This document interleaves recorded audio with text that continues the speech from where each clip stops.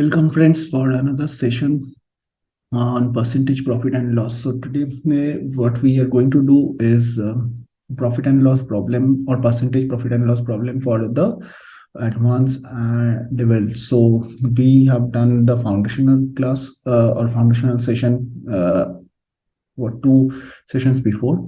Then in the previous session, we did the problem level 1, where we did the foundational problem or conceptual problem that may not be too complex, but able to cement your understanding in terms of percentage profit and loss concepts. So we did that. Now in this session, we are primarily focusing on the next level problem or level 2, level 3 problems, which has a very high probability in exams like CAT, SNAP, NMAT, IFT, ZAT, primarily CAT and ZAT, where they test on your conceptual understanding, a little complex level problem. Then this type of problem has a very high probability. So what we do is we start a problem. I would suggest, if you see the problem, pause the video, try for a couple of minutes or at least 3-4 minutes, and then if you are not able to solve, come back and see the solution. And even if you are able to solve, come back and see the solution, how it is done. So that's first thing that I want to mention. The second thing that I want to mention is please go through the previous problems on previous sessions. I mean, from the concepts and the problem level 1, if you have not already seen it.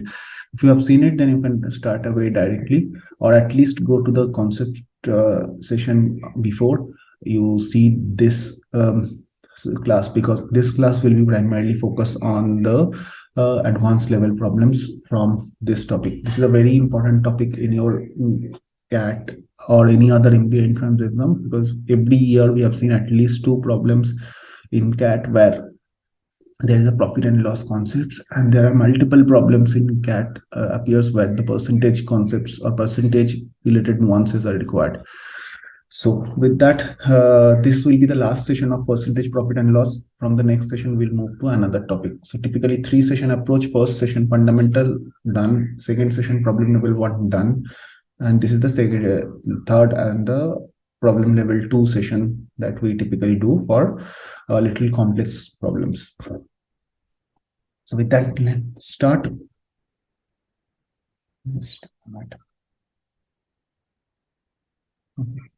If the problem is visible, so they said the price of jar is decreased by 25%. What percentage should its consumption be raised so that the expenditure on it increases by 20%? Simple. So you first understand what is the relation between expenditure, consumption, and price. So typically we know expenditure is consumption into price. Now consumption in maybe in kg, price in, let's say, rupees per kg, and expenditure rupees. So these are the typical units I can think of. So again, since everything is given in percentage, we can start assuming values. So let's say the consumption was 10 kg, price was 10 rupees per kg. So the expense must be 100 rupees. So if you are consuming 10 kg at a price of 10 rupees per kg, your consumption will be 100 rupees. So this part is done. So they said consumption has to increase, or sorry, expenditure on it increases by 20%. So expenditure from 100 rupees can go to 120 rupees. Right? Now they said the price of the jar is increased by 25%. Price was 10 rupees per kg earlier.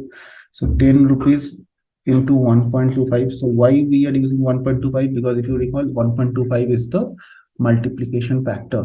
So if something is increased by 25%, we can multiply the value with 1.25 to get the increased value. So 1. Or the other way you can do it, 10 plus 10 into 25 by 100, which will give you the same value as we get from here. So 10 into 1.25 is 12.50. So 120 rupees is the expenditure that I have. My price has to be 12. Price is becoming 12.5. What percentage should consumption be raised? So let's say the consumption be X, right? Let's say the consumption be X. So can I say my X is 120 divided by 12.5, right? 120 divided by 12.5. So in this we can say,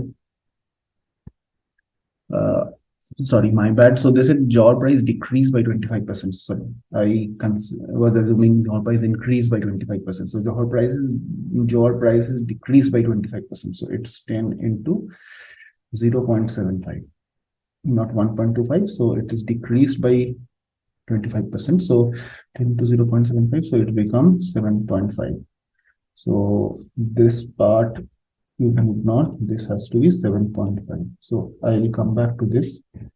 This part you can ignore. So from here, we can say my expense is going to be 100. My consumption is going to be X. And my price is going to be 7.5. Because 25% decrease has happened in the Jor price. So, sorry, this will be 120. So X is going, because your expense has increased by 20%, so 100 becomes 120. So X becomes 120 divided by 7.5. So if you do this, 120, 75 into 10, 15, if you do 5, 8, 2, 16. So your consumption has to be 16 kg.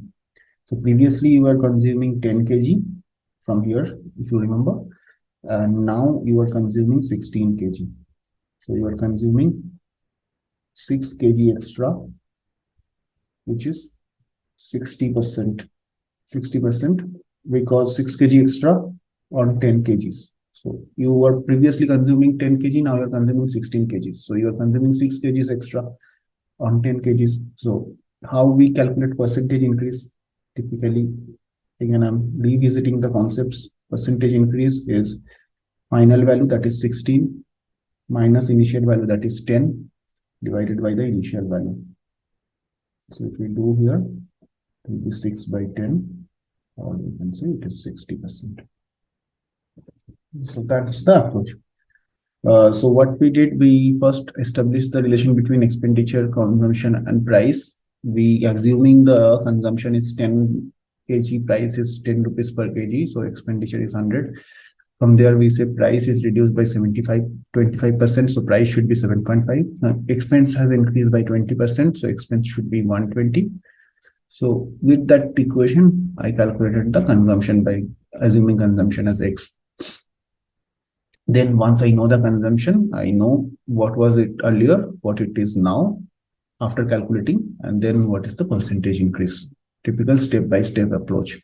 Yeah. Now, if something is not clear, you feel free to drop a comment, and then I in this comment box, and then I'll respond from there. If you need further help, you can reach out to me on the mail ID given. But please consider commenting in the description box first. That way I can respond to you faster.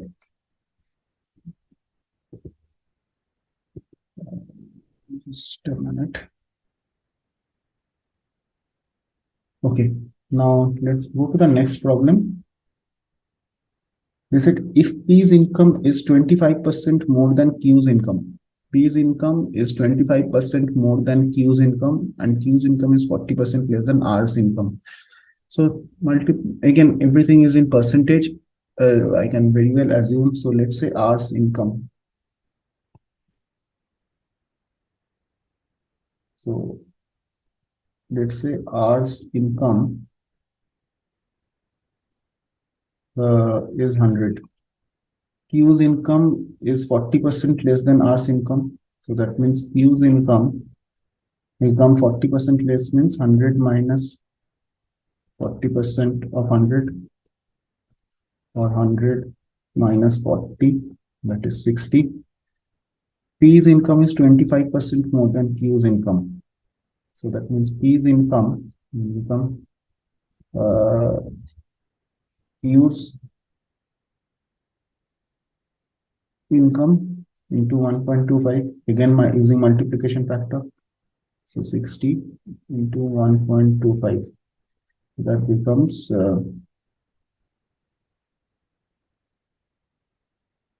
75. So P's income becomes 75, right? Now, what percentages of R income is more than that of P? So P is 75, R is 100. So percentage more is again R is more. So I put R first, R minus P. More, what should be your base? Now recall the concepts. It's base formula. Whatever comes after of or than in a statement should be your base. So after than I have P. So P should be my base. So R minus P by P into 100. So typically we do 100 minus 75 divided by 75 into 100. Now do things here. So this is 25 by 75 into 100, or 1/3 into 100. You can say 33.33%. This is my answer, 33.33%. So R's income is 33.33% more than that of P. Remember, very important is what you use at base. If you use something wrong as base, your answer will be completely different. Okay. To the next problem. Now it says P is X% more than Q. Q is X minus 10% less than R. If P is more than R, what is the range of value? So I know X minimum by seeing this problem. X minimum has to be 10, because then otherwise X minus 10 will not be a positive number, because there are two percentages given. No? One is X percentage, one is X minus 10%. Now X value has to be at least 10, because without 10, if it is 8 or if it is 7, X minus 10% become actually a negative number, which is not possible. So X value has to be minimum 10, so that X minus 10 become at least 0 or any non-negative number, right? So X minimum is 10, that's known. Let's see what the other has said. P is X% more than Q. So P is Q plus X% of Q, right? So I can write Q into 1 plus X by 100, right? That's P. Q is X minus 10% less than R.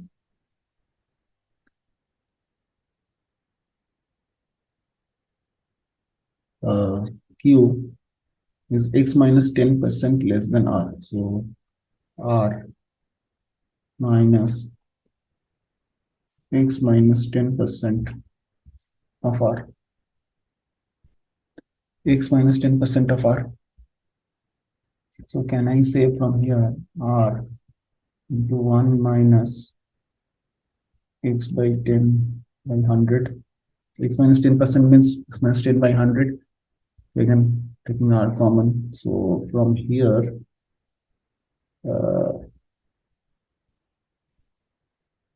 P is X% more than Q. Q is X minus 10% less than R. So I know P is equal to Q into 1 plus X by 100, and Q equal to 0. So R is 1 minus X minus 10 by 100. Now, what they said, okay, let's put Q is equal to this. So from here I can say R is equal to Q by 1 minus X by 10 by 100. So just changing the sides. So R is this. Now they said P is more than R. That's what they said, P is more than R. So P is nothing but, so from here I can write, I'll just reduce it so that it's the frame better. So P is more than R. So from here I can write Q. P is basically Q into 1 plus X by 100 is greater than Q by 1 minus X by 10 by 100. Q will get cancelled. So I can say 1, or I will just use this. So 100 plus X by 100 must be greater than 100 goes on top. 100 minus X minus 10, right? Just simplifying. So I can say 100 plus X, and if I bring this item on top, so that means into 110 minus X, because 100 minus X plus 10, so that makes 110 minus X into 100 into 100. So from here we can say 11,000 minus 100x plus 110x. So that means 10x. So 100 into x becomes 100x minus 100x.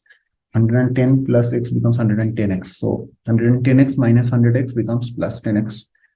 Minus x square must be greater than 10,000.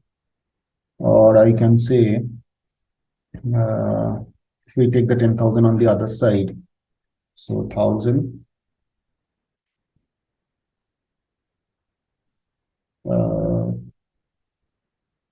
plus 10x, 1,000 plus 10x minus x square greater than 0, right? Then plus minus x square greater than 0. Yeah. Okay. Now, if you see typically, so from here I can write, if I just change the side, so x square minus 10x plus 1,000 must be less than 0. I'm just changing the sides. So this I can write x square minus 2 into x.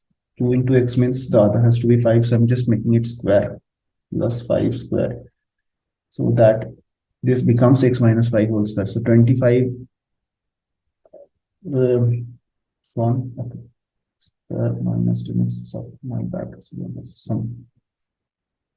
So if you change it, it will become x square minus 10x minus 1,000, not plus 1,000, less than 0. So x square is 2 into x into 5, so that I can make it equal to 10x, plus 5 square must be less than 1,000. Taking the 1,000 on the other side, and I have added 5 square, so I have to add 5 square here, which is 25 here.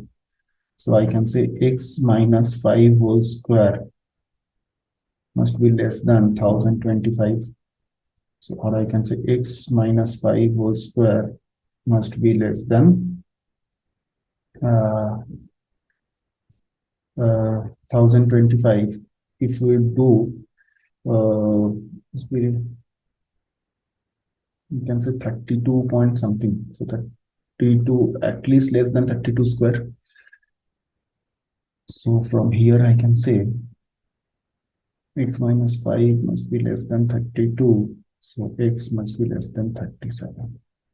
So minimum is 10 and maximum has to be less than 37. So x should lie in the range of 10 to 37. So that's what we have to do. Minimum is 10, maximum is 37. So how we got 37? Again, we just calculated. So if you have missed this part, x minus 5 whole square is less than 1,025. Now 1,025, we know 1,024 is basically 32 square. 32 square is 1,024. So x minus 5 less than 1,025 means x minus 5 must be less. X minus 5 whole square is basically has to be a square. So it has to be less than 32 square. So that, and x being integer, so then 32 square means x minus 5 less than 32 and x less than 37. Okay, so the range minimum was 10 and the maximum can be 37, or has to be less than 37, not 37. So between 10 and 37 is where x should lie. So what is the next problem? So the next problem is a merchant buys an article, 80 articles, each at rupees 40. So what can I say about my cost price? It is 80 into 40. Now what it says in terms of they sell all of them at a profit of n%, then the remaining at a profit of n of them at a profit of n%. So basically they have to sell. So if I see typically what the profit,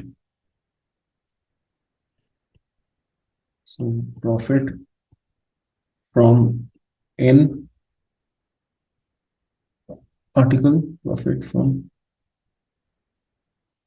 n article at a profit of n%. Now n% will be based on the cost price. So n into 40 into n%, that's the profit. So profit total, this is the total profit. So this is the total profit.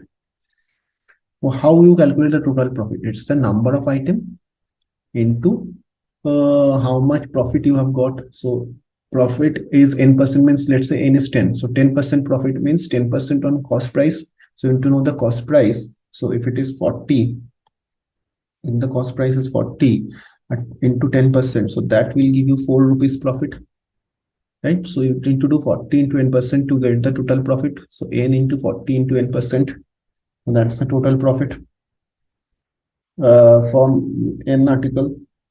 Similarly, I can say total profit from 80 minus n article. There are total 80 article. So 80 minus n into 40 into 100 minus n percentage. So this is what it's given. So what is my total profit? My total profit is 40.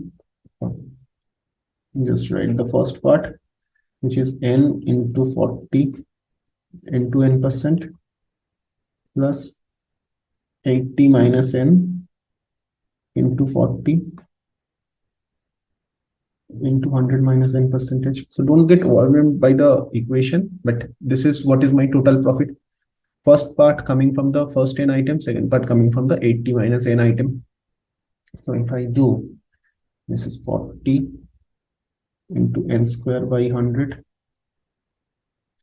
This is 40 into 80 minus n into 100 minus n whole by 100. What is the minimum profit they said? So the minimum profit will come when I will take out that 40 by 100 outside. If I take that 40 by 100 outside, so the inside becomes n square plus 80 minus n into 100 minus n. So this part has to be minimum in order to get the minimum profit. So let's see what is this part. So if I just consider this part and I write this part, so that becomes n square plus 8000 minus 180n plus n square. So I can say this part become 2n square minus 180n plus 8000, or if I take, so that means 2 into n square minus 90n plus 8000. So this part has to be minimum. So this part has to be minimum because that's the variable wala part. So how to do that? N square minus 2 into n into 45 plus 45 square. Why I do 2 into n into 45? Because to make it 90n. 90n is here. So n square. So if I take it plus 2 n into 45 plus 45 square. plus I can say 8,000 minus 45 square. 45 square being 45 into 45 if you do 25, 22, why 2025, okay, minus 2025, right? So from here I can say this is n minus 45 whole square plus 8,000 minus 2025, that is 6,5975, right? So this part, this part is minimum is when n equal to 45. Other than that, this square value will always be 0 or more. So this value is minimum when it is 0, and when it is 0 when n is 45. So now I know when n is 45, my total profit is minimum. So I know my n value has to be 45 so that my total value becomes minimum. And let's see if I can do it. I'm further reducing this so that I can calculate what is my total profit. So this part was my total profit, right? So I can say, so if you can put this in the equation, so 45 into 40 into 45%, plus, or you can not do that, take that value and take the, so this value. So this is basically the same as the previous line. That's basically don't need to do the percentage calculation all over again. So 40 into 45 square, that is 2025 divided by 100 plus 40 into 80 minus 45 is basically 35 into 100 minus 55 is 55 all divided by 100. So that gives you 0, 2, 5,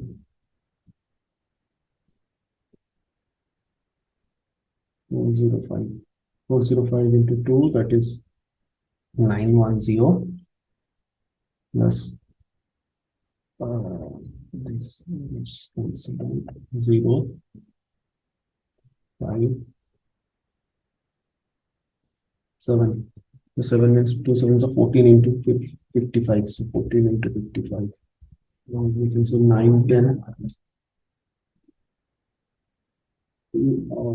This is 916 and 700 is 1600, 1680. This is the amount of forfeit, 1680 rupees. So again, what we did, we just calculated this. Let me see if the calculation is right or wrong. Okay, sorry, one mistake. I think 405 into 2 should be 810, not 910. So 810. So that means this becomes 1580. 1580 is your answer. So again, it's a little complex one. So what we did, we first understood the total profit that is possible from n article. Then we say total profit from the rest 80 minus n article. Then we got the equation for total profit. So this is the equation of total profit, which is basically the same in the next line also. And then we segregated the constant part and see what is the minimum value that is what is the value that can be minimized, that is including n. So then we put up try to make a square and then see what is the value of n that will make that square as 0. So we got n minus 45 whole square. So n equal to 45 will make that square 0, and that is when the minimum value is possible, because square value is minimum is 0. The other part it's constant. You can't make changes in that. So 5975, you can't make much change. But n equal to 45 is where you can make the changes. And that's where you can make it minimum. So then we say n equal to 45 is when the profit will be minimum. Put the value in the equation that you got for total profit, and then just calculate. We got it 1580.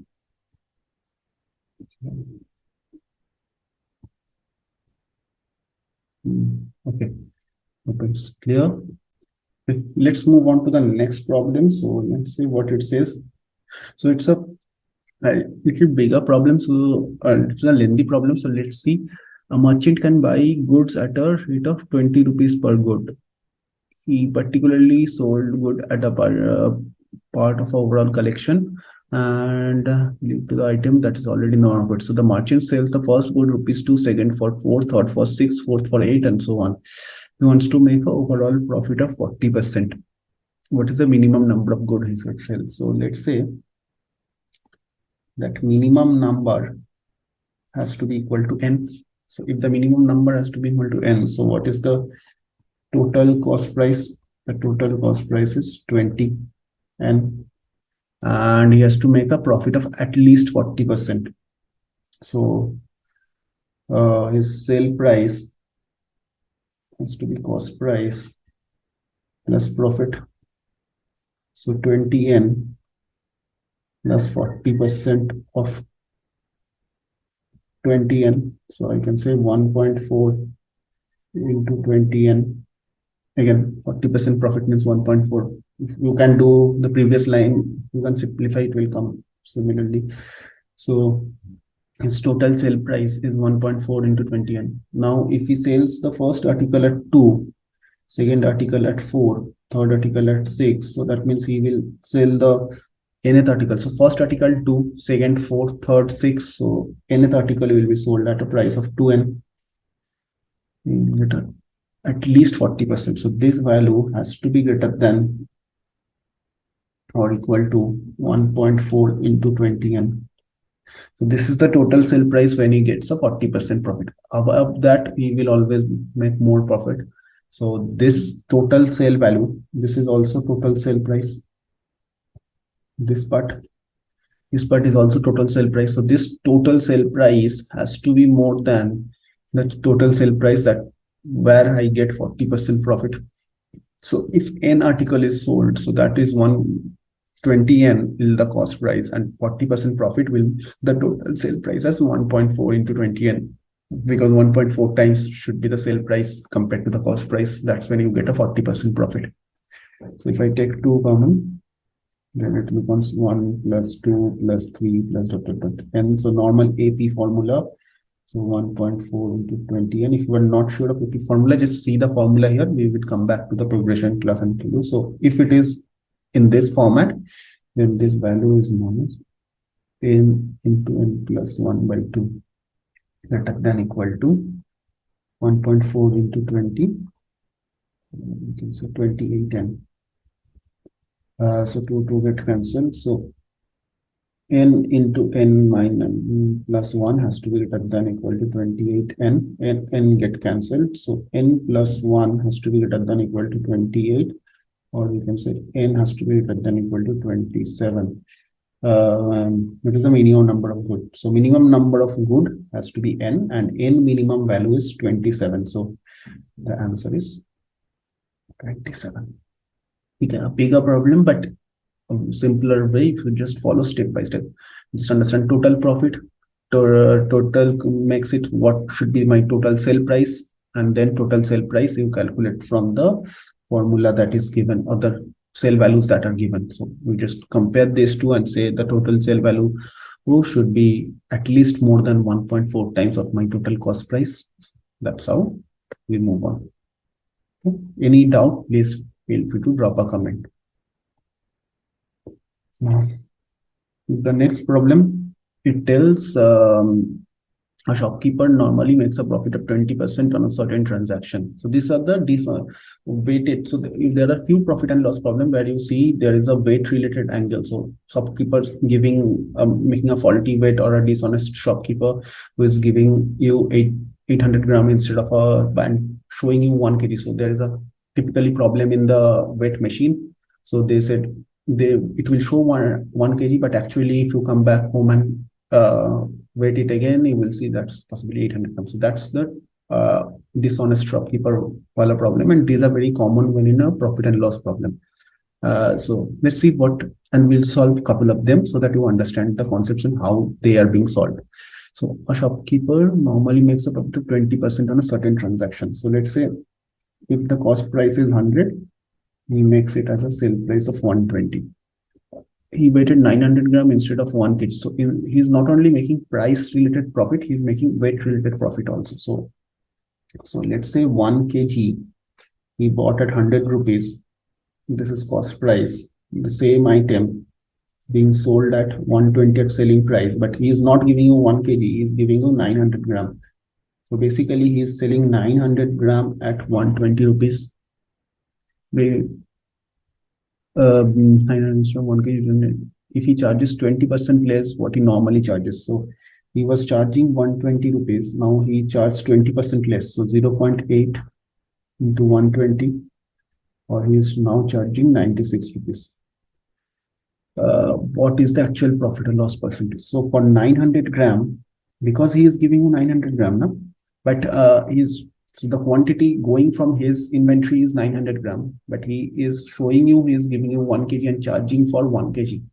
So 1 kg was initially charged at 120, but he said, I am giving you 20% discount. So you are happy, but you are not knowing you are getting only 900 gram. So 900 gram, now he is selling at 96 rupees.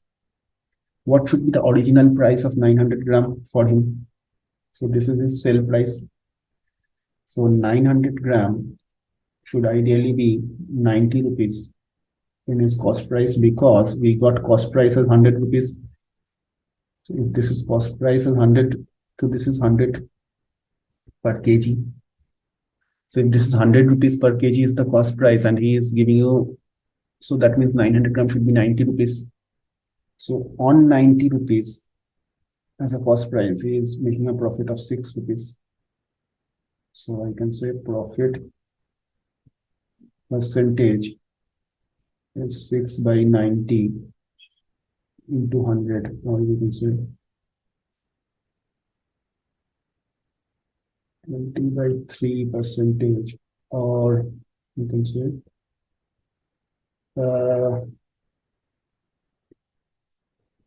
6.66%.